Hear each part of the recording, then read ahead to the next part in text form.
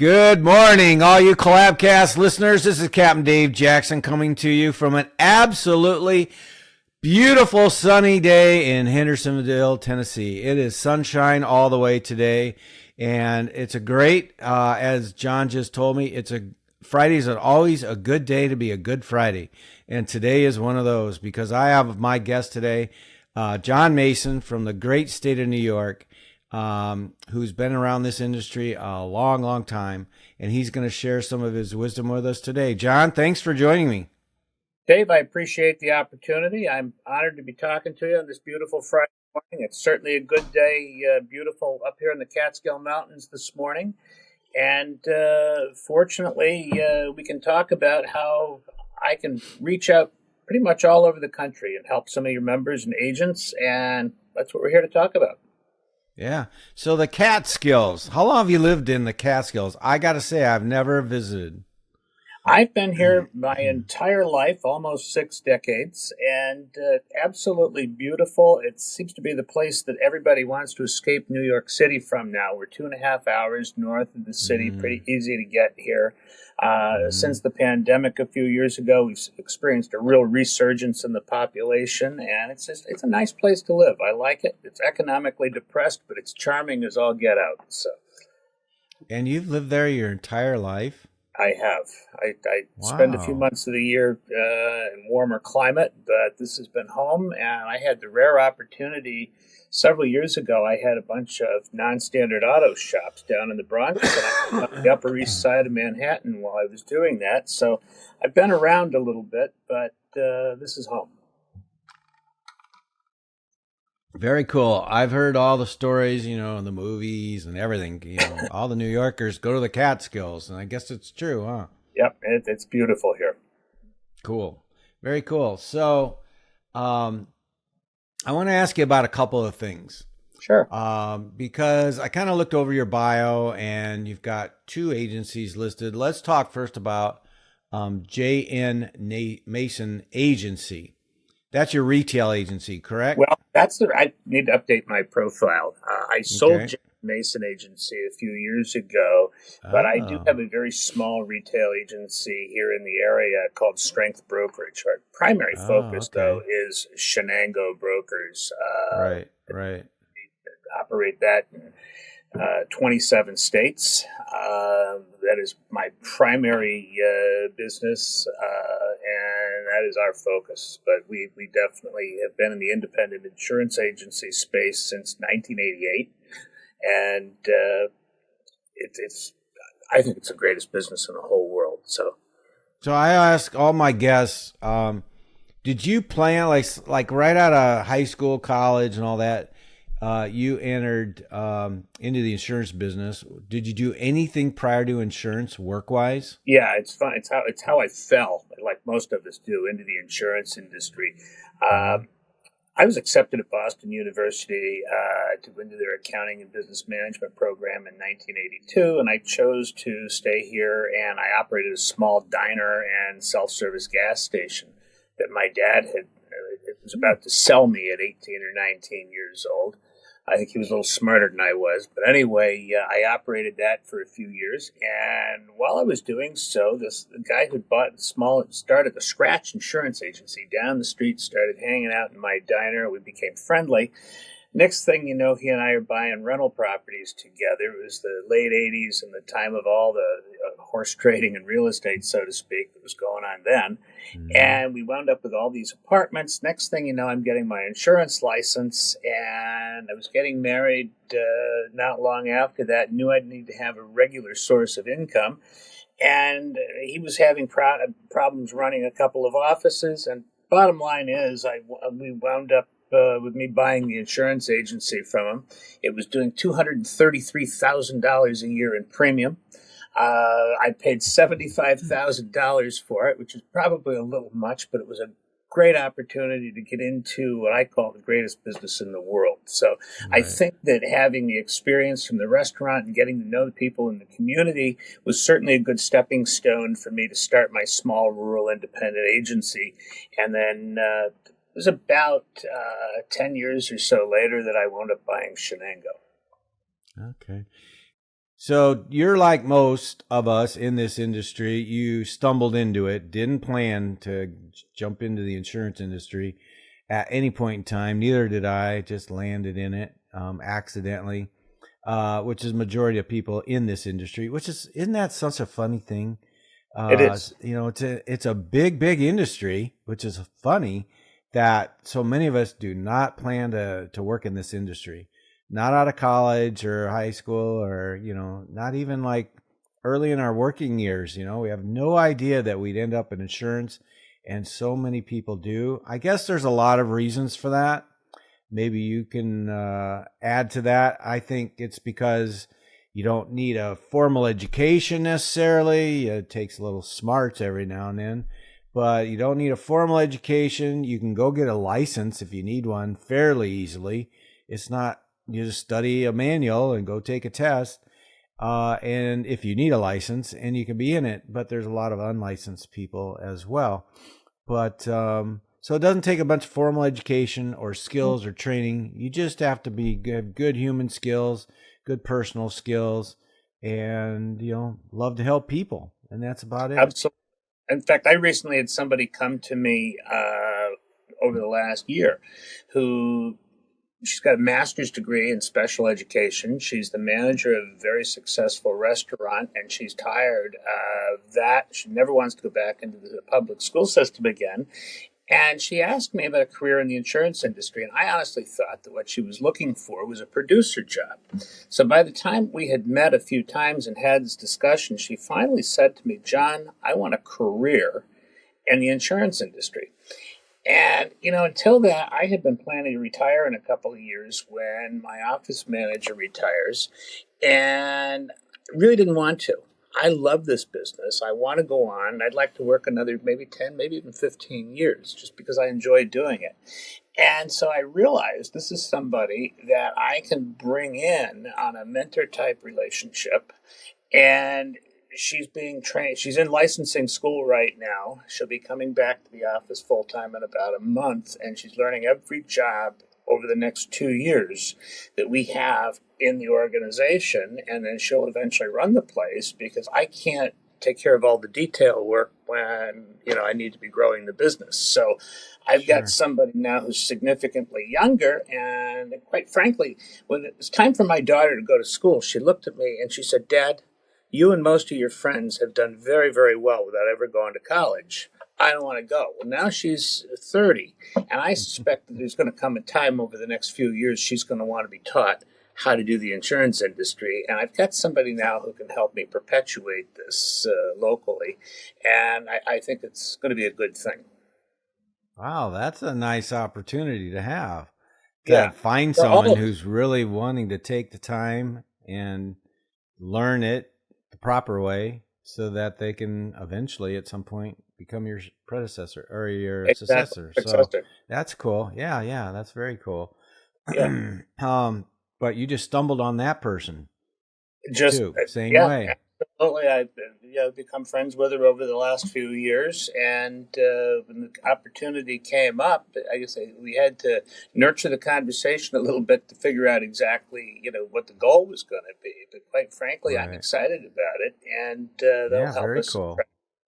more, younger people, and we'll bring in, and I'm excited about it. So tell us about so you still have your newer retail agency. So J.N. Mason Agency was sold a few years back. I sold the J.N. Mason Agency a few years ago to Freeway.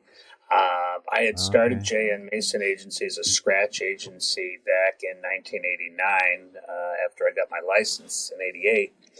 And did very well with it. I had my main office was here in Hancock. We had purchased a couple of agencies in the Binghamton area. We purchased some in the Hudson Valley, and I bought 5 bucket shops down in the Bronx over years. And I sold all of those operations between 2016 2017. I really am not looking to be the local insurance agency again, but I also see that as kind of moving forward, there may come a time that that's what we want to do. We do have people that come to us. And will serve their needs. But quite frankly, my number one customer is the independent insurance agent. I can't tell you the number of times when I get a prospect, I'll call another IAOA member who does business with us and say, you want to take this? I'd be more than happy to refer it to you, and they place it with us. So we are both retail and wholesale, but that's pretty much the focus. I want to do what's right for the customer. Right. Okay. Very cool. So during your years before, Chenango's been around for some time, but when you had your retail agency, was it mostly personal or commercial? It was primarily personal lines. I've learned an awful lot about commercial lines since selling that thing. And when I had the retail agency, I spent most of my time selling personal lines. The bucket shops in the city obviously were non-standard auto, but we used to write a lot of personal lines packages, house car, dwelling fire. And I remember as a small agent always kind of struggling to write the BOP business, the workers' comp, the commercial auto, because, a lot of times smaller rural independent agents, not even rural, just smaller agents, they just don't have the experience in commercial lines. They don't know how to fill out accord forms. I certainly didn't. I didn't have anything like the rater that I'm using now available, compliments of Chenango to its brokers. I didn't have the experience. I didn't have the knowledge. I didn't have the carriers. And so I know the challenges that agents are facing they're watching this nightmare that's going on in personal lines right now and trying to make a living by converting to small commercial.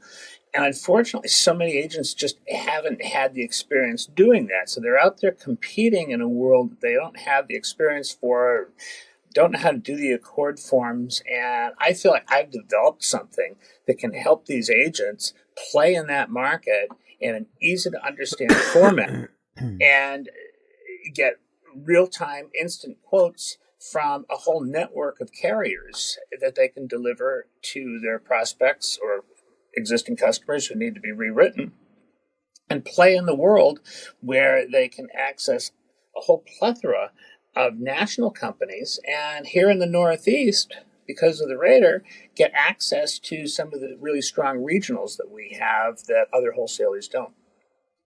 Yeah. I also want to ask you about the state of New York. You don't know it any other way because you've lived in New York pretty much your entire life and done business, insurance business in the state of New York. Why is the state of New York so much different than every other state? It's a really good question. Is that a history lesson? Well, I look at the New York insurance market almost like you would look at three different states. We have the same laws across the state. There's no question about that. But I look at it kind of as upstate New York, the 5 boroughs, and Long Island. There are carriers in upstate New York who are allowed. They're based here. They're AM Best A-rated carriers, and they're called cooperatives.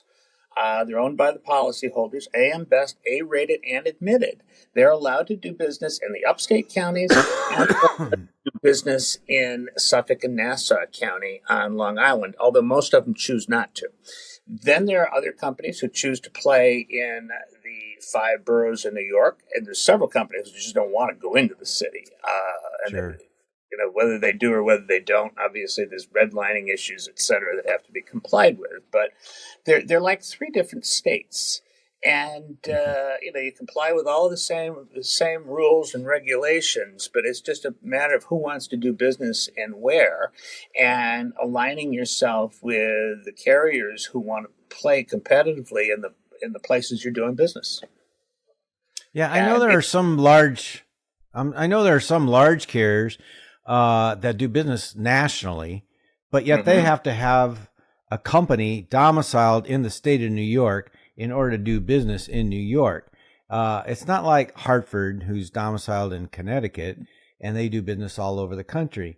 Right. With one home office domiciled in Connecticut. New York says, that's all fine, Hartford, but you have to have Hartford Insurance Company of New York. and domiciled there, which that's the part I don't quite, that's I probably a think, history lesson that most of us don't know. yeah, I think that's on the life side of the business. That in fact, I Okay. just wrote out a check this morning for a life insurance premium, and it went to XYZ Insurance Company of New York. And I Yep. think Yep. as the PNC carriers don't necessarily have to have a They branch don't here, do that. Okay. right? So life is its own different animal in the state of New York Yeah, versus PNC. Anyway, so you not only have three different states within the state of New York, you also have three different lines of business that operate uniquely. PNC, Life Health, all the others. The New York's just been a unique animal to me. Texas is another one. Florida is another one, but New York's probably up there at the very top because they've been doing business this way, I don't know, for as long as I can remember. And you have your own unique niche. Like you said, you call them cooperatives. Most people would call that a mutual, where the policy same. owners, yep, or the The policy difference owners are the actual owners. the difference is with a cooperative assessment, kind of like owning a condo association, there could be an Mm-hmm. assessment. I've never seen one in Mm-hmm. the 35 years I've been in this industry, but that's Mm-hmm. the difference between a co-op and a mutual. And that's another long ago history lesson that, if somebody knew 100 years ago, insurance is almost born in the Northeast, in the U.S. So in the Mhm. northeastern states, Connecticut is really big. New York is too. So, you guys are 200 years old when it comes to the insurance industry and Right. how it was formed and operated when the first fire policies were issued, long And time ago. I So, like working in the New York climate. Quite honestly, it works. From a regulatory standpoint, it works. We've got a good, healthy marketplace of carriers. Having all of these local regional mutuals and co-ops is very helpful in a market where, you know, it probably helps a lot of business from escaping to the ENS side of the world. And that's mhm. another segment that New York does a really good job managing as well. I am licensed for ENS in a few states. We choose to write primarily admitted products, but I'm also exploring options right now, yeah, on the ENS side in the states that we're licensed for it. Number one, because I see that as a necessity with where the market is going. And number two, since we put in the SEMSI Chenango white labeled portal, there is the ability to obtain ENS quotes through some of the markets that are on the portal. So we're keeping that alive too, and we're cognizant of the fact that we do operate in 27 states, I believe we're licensed in now, and we've still got all the national carriers that we feed as well. One of the things we're seeing a real opportunity in right now is commercial auto. It's no secret that Allstate is non-renewing their entire book of commercial auto in New York, New Jersey, Florida, California, and Louisiana. I believe Geico is non-renewing their book in, I'm not sure exactly what states, but we're seeing an awful lot of non-renewals coming from them. And we now have the ability for agencies to quote commercial auto online on our portal. And this is something that's brand new. So they have the ability to go to our portal, get real-time quotes. This helps agents who may have lost a market with non-renewals, or maybe they're trying to rewrite their competitors' customers who are getting non-renewed. But there's opportunity out there to get quotes on these high-dollar premiums. Commercial auto is not cheap, particularly in those states, Hmm. and it's Right. high revenue.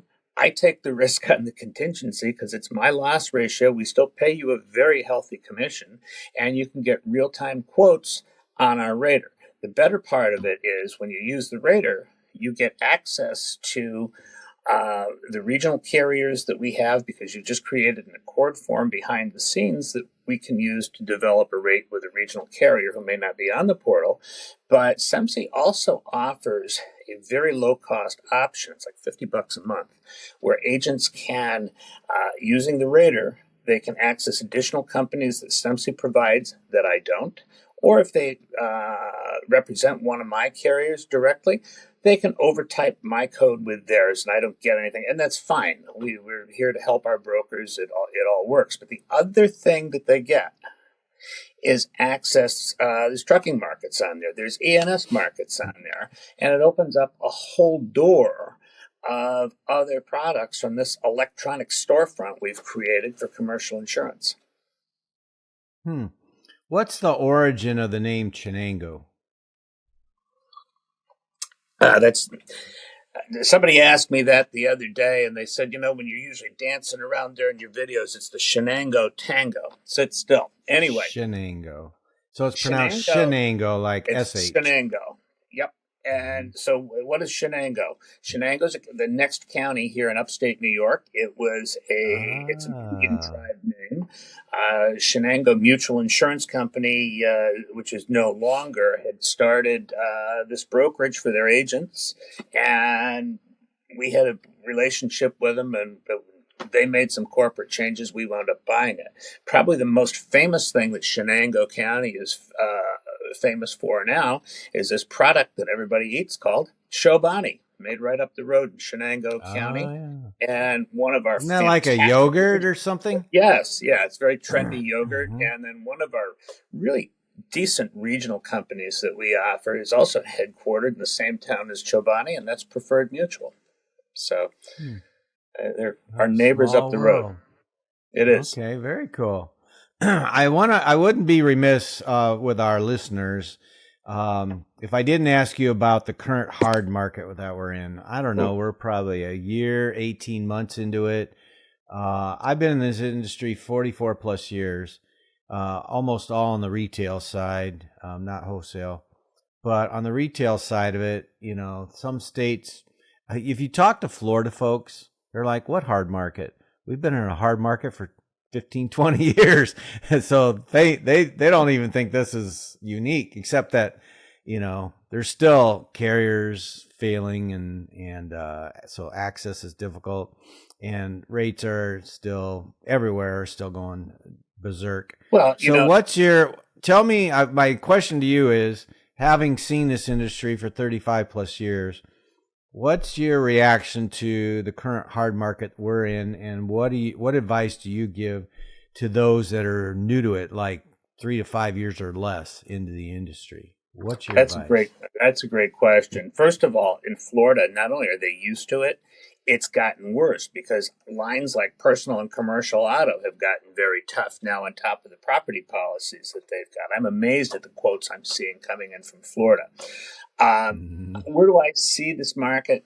Somebody asked me last week, actually, at the conference you and I were both at, when do I see the hard market ending? And my answer was, we're not going to fix the hard market until we fix America. And I'm not trying to get political, but there's a lot of things that have happened or are happening in our country that are driving the cost of insurance and losses, whether it's inflation, driving the cost of repair, or crime that's up, or increased fires. There's just all sorts of things going on. Do I see it getting fixed anytime soon? Absolutely not. The insurance companies need to be able to collect the premium for the exposures that they're facing so that they can protect the risks that they've taken from their insureds. It's risk transfer. If they can't make money on it, why do they want it? So my advice, I think if I were going into this industry right now, I know a lot of agents who all of a sudden are selling personal lines again if they've got a market, because boy, is there an opportunity. A good friend of mine, huge opportunity. Exactly. I got a good friend of mine right down the road, an hour or so in the Hudson Valley, who routinely seeing $6,000 and $8,000 personal lines accounts. That's what those used to be small commercial policies. I was just going to say, it's like today's version of small commercial. So that's one for I would recommend for newer agents. I would also chase small commercial if I were a newer, younger agent. The big boys all want to play in mid-market, and we love helping those brokers too because we have products that they use. But there's a lot of good small commercial business out there that are seeing massive rate increases, whether it's their package or their comp or their business auto in particular. And the big agencies, they're not interested. The revenue is not big enough for those guys. I would go after that. I'm a big believer in niche marketing. So if there's a niche that you feel that you may want to work in, go after that. And I got to tell you, there has never been a better time to look at that acre of diamonds that you've got and nurture your own flock before somebody else does. Retain, retain, retain. When people get warning people about what can happen if they let their insurance lapse is like buying glue. Elmer's is made in Chenango County too, by the way. And it's like buying glue by the train carload. And I think it's a good time if you've got markets or can access markets to go out and do very well in this industry. I think I'm so excited about it. I normally go away all winter. I am staying right here. I have got my nose to the grindstone day after day. You're taking advantage of the opportunity. Absolutely. Absolutely. Huh. Yep. That's a cool perspective. I knew you'd have a unique perspective. And it's funny because some folks, all they see is the extra labor, the extra, how do I put it? The extra grief they get from clients, because clients are never happy with increased premiums. Not that I've ever noticed, because it's a difficult policy or industry to understand. They know they have to have it. They don't read it, the policy, that is. They almost never read the policy. There's a few, but almost never. And so they don't understand it. And why would they? You know, I don't blame them, but that's where a good agent comes in handy, because they need that. They need somebody to guide them. They need somebody to explain to them, when is it time to turn in a claim and when is it not?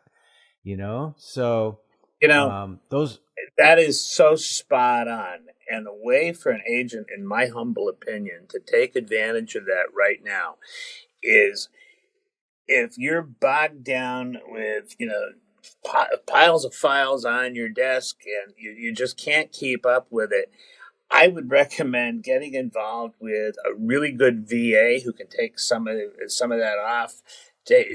Use, whether it's the SEMSI Chenango portal or another one where you can get multiple quotes for your customers very quickly. Use technology. Use VAs. I had an occasion with a VA last week, and it was on my way home from Florida. I sent a complaint in, and the CEO of the company cared enough to schedule an appointment with me and make things right. And I got to tell you, there are good VAs out there, and there's a plethora of them that just keep approaching us. And I'll tell you who I had a really good experience with was Viva. I was absolutely impressed how they rectified a situation for me very quickly. So arm yourself with those kind of tools and talk to your customers. Be in their face. Use social media. Proactively show them how you can better protect them, help them save money, etc. Be their advocate. See, here you are in your mid-50s, and you are advocating social and technology and all the current things that are available to all of us these days. So you don't consider yourself old school necessarily, do you? Not at all. No. It's funny. How is that? How did that happen? Nobody's ever described me as a progressive, that's for sure, but I look at this thing very progressively. I try to take advantage of all the technology that's available. I don't know how to do any of it. Alt, Control, Delete is the limit of my IT knowledge, but I surround myself with people who do. I have no problem paying for technology. It'll make things better.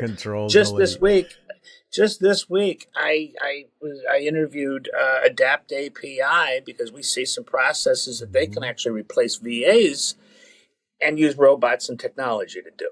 So you've always got to be looking for a better way. And I hang around with crowds like IAOA, and I listen to, longtime members that I've been doing mastermind groups for years, and I listen to these ideas. And that's what you get out of organizations like IAOA, because you give us each other. And it's a brain trust. And when we network, this is where you learn these ideas. In fact, I learned about Adapt API at David Carruthers' Killing commercial event down in Key West a few months ago. Had no idea. I was ready to go out and hire more VAs, and a friend of mine, they said, no. Listen to what we're going to talk about. Absolutely right. So you have to do those kinds of things. Mm-hmm. So the moral of that story is never stop learning. Absolutely. Keep learning, because you need to. Even once you're out of business, maybe into retirement, you still need to continue to nurture the brain and learn. I'm the same way. IAOA is a social media based group. I founded it almost 10 years ago, 9.5 years ago, using Facebook groups. So go figure, I'm not the one to turn away from technology, same as you. I applaud you for that. Embrace it, see what it can do for you, and continue to learn. Check out options. There's new options coming out almost every day. So, but it doesn't mean you're going to adopt them all, but you might want to take a look at more than you would, have in the past. So, yeah. And so I applaud you for that. Thank you. Absolutely. Thank you. Absolutely. I want to ask you too about, you're an author, because I have your book. It's called Follow the Money. What was your motivation to authoring a book called Follow the Money? Well, actually, I started writing that when I'd be traveling. For some reason, I get in the mode to write when I'm sitting up there in the front of the plane. I start writing, and they were going to be actually white papers. And then I read them one time, and I realized that what I've written was a collection of little tricks that I've used over the years to succeed in the insurance industry.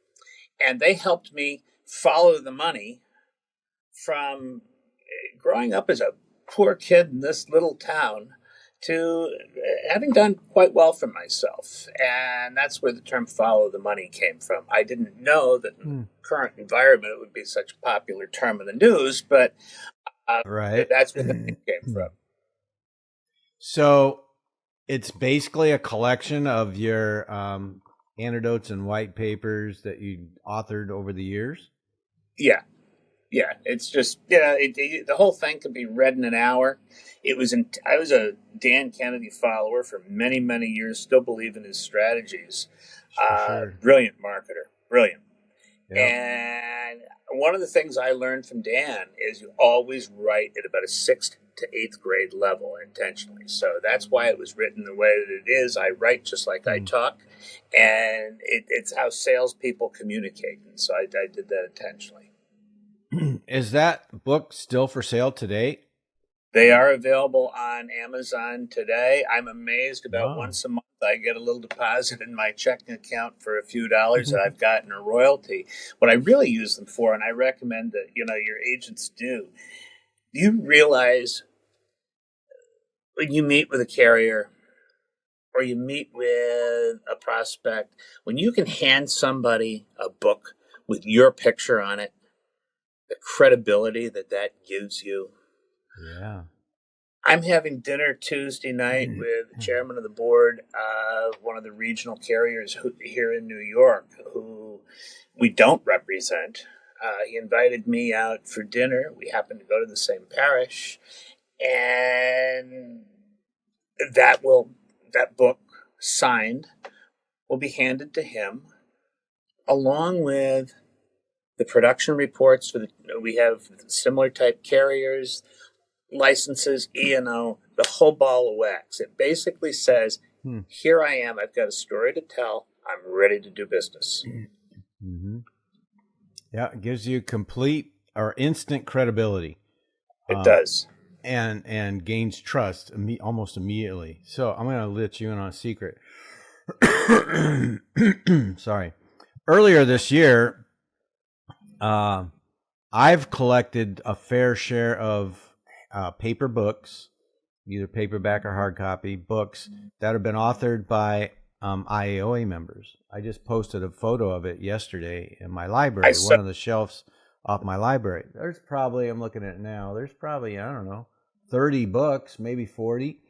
And so it dawned on me, there's some of these folks that have authored, and some of them are about philosophy. Some of them are about actionable items that they've taken in their agency that they wanted to share.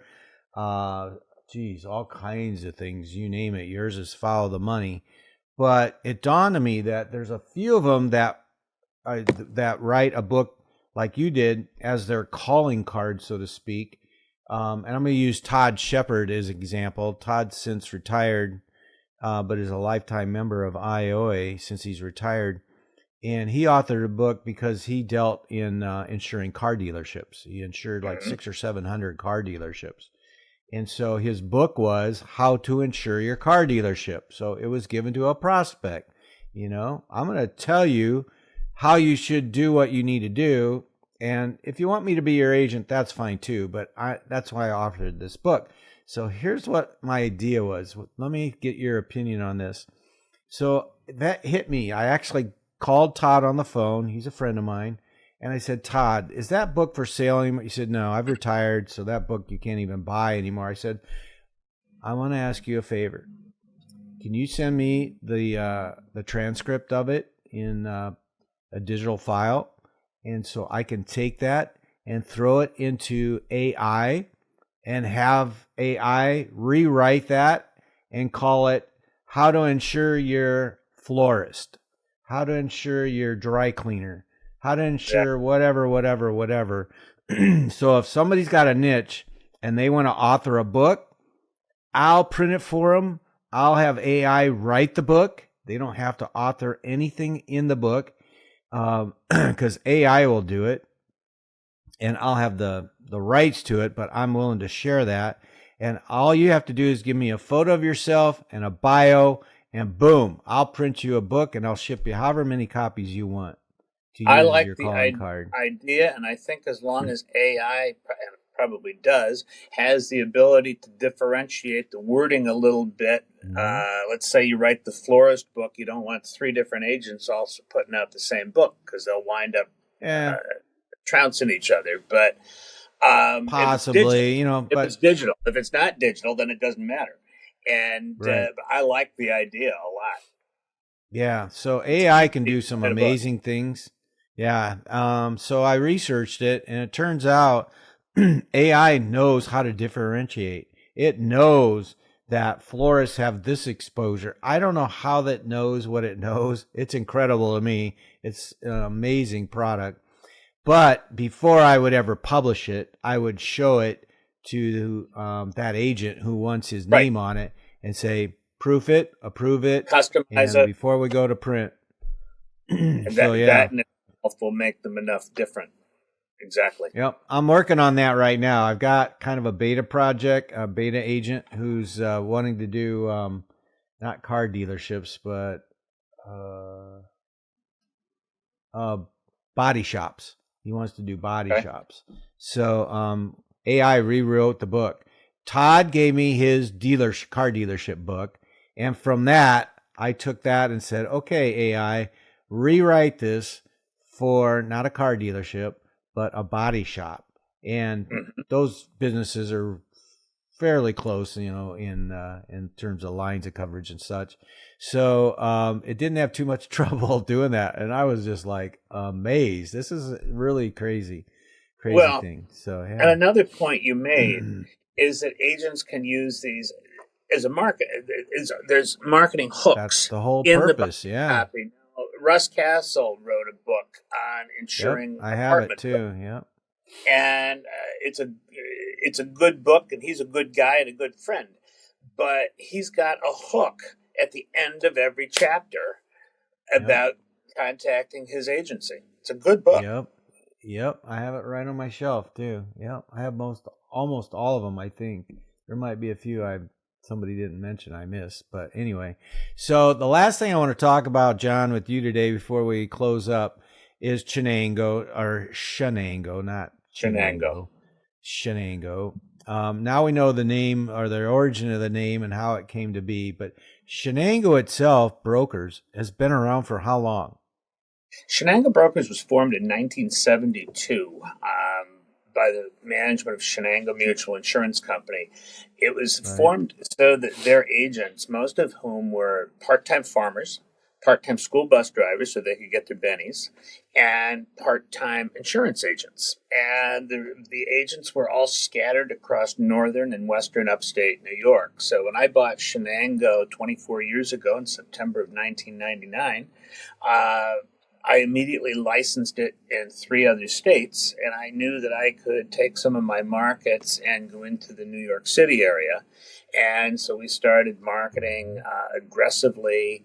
At the time, I was doing real well with Michael Jans's Quantum Club advice, and so I decided I'd just apply all this marketing that I had learned in the retail side, and I'd apply it to my wholesale business, and it worked. And so we grew it, and we've been through hard and soft markets. The soft markets aren't fun when you're a wholesaler, and Right. Right. so we've been through many cycles of the business. But Shenango is now from its original ownership 51 years old, and I've owned it for 24 of them, and very, very happy with it, and excited to continue going on and growing and helping agents everywhere we possibly can. Cool. So you talked about earlier, you thought maybe you'd retire in a couple years, but not really. You want to keep No, going at this 5 or 10 or who knows how long. So yeah, what's knowing that you're staying in the business and you're looking to grow Shenango, what's on the horizon for Shenango? What are we going to see in the next 1 year, 3 years, 5 years? yeah, that's I'm always thinking. I don't know as I describe myself as a I can see visionary, the but smoke coming out of your it's ears, coming man. out. Um, I'm a big believer in less is more. And one of the things I'm continually trying to do is to make it easier to do business with Shenango. So right now, we've finally, after all these years, I feel like this SEMSI white labeled rater that we've come up with is a really good way for us now to expand our presence across the country in the lines of business that we offer, meanwhile assisting our agencies to grow their own books. So it's a win-win for everybody. I am already looking for a vendor to do something very similar for us in personal lines. I realize there's a lot of vendors out there, and we actually have PL Rater now for auto, and home, but nobody's got a dwelling fire rater out there. We write a ton of dwelling fire because we've got these markets in New York and New Jersey, Pennsylvania that other carriers don't have. And I want to make it as simple as possible for agencies to get access to my carriers, get instant quotes, and do business with us that way. So I am looking to there's going to come a time, I'll be very, very honest, that we're going to stop accepting handwritten applications. The missing info, it slows us down from serving the agents who want to write good business. And so we are trying to develop tools to just make it easier and easier and easier to do business with Chenango Brokers. Cool. Very cool. Well, we're looking forward to seeing what you have to bring all of us. So Thank somewhere you. down the road. Yep. Good luck with Shenango and your time this winter. I'm surprised you're not headed to the Caribbean, but I'm not surprised because I understand, that you love the opportunity, you love the business, and what an opportunity we have right now. One of my good friends owns a restaurant where I eat most nights, and I sit with him, and he said to me about 2 weeks ago, he said, "John, I know you well. You've gotten your fire back, and you are just excited to do this again." He couldn't have called it more correctly, and I am That's just cool. eager to go. There you go. Somebody outside the business even recognizes that in you. So what does that tell Absolutely. you? That's a Yeah. good sign. Well, John, I want to thank you, and all our listeners are going to thank you for coming on with us today. We appreciate you, and we'll see you again somewhere down the road, maybe in a couple of weeks at I'm looking the forward to it. IAOA conference, Innovation 23 in Chicago. So if you're listening here, you can find Collabcast on all your podcast sources. You can find it on YouTube, and you can also find it always at IAOA.com. Thanks for listening, everybody. This is Captain Dave signing out from sunny Hendersonville, Tennessee. Take care, everybody. Bye-bye. Thank you, Dave. Thank you for listening to Collabcast with IAOA with Captain Dave Jackson. Production and distribution by Podsquad.fm, Riverside.fm, and Spotify for podcasters. Special thanks to Little Dog Social Media, Terry Champion, and all our guests and listeners. If you're an independent insurance agency owner, please subscribe to our podcast weekly. You can also request to join our agency owner exclusive Facebook group, IAOA, or Insurance Agency Owners Alliance at IAOA.com. Captain Dave Jackson signs out from sunny Hendersonville, Tennessee.